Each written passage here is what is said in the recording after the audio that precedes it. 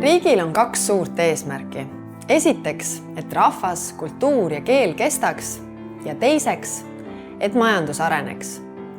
Selleks, et Eesti inimeste jõukus kasvaks, on vaja majanduspoliitikas teha esmajoones 3 asja.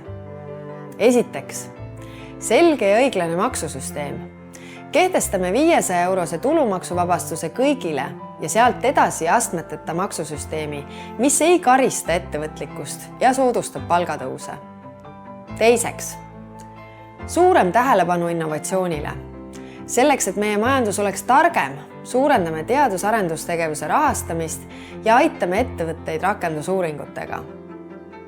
Ja kolmandaks, tark väliskaubanduspoliitika. Kuivõrd Eesti turg on väike, siis peab riigi välispoliitika olema peamiselt suunatud sellele, et avada Eesti ettevõtetele uksi eksporditurgudel ning tuua Eestisse lisainvesteeringuid. Ainult nii saame olla kindlad, et meie inimeste jõukus kasvab, maksud laekuvad ja kõigil on parem tulevik.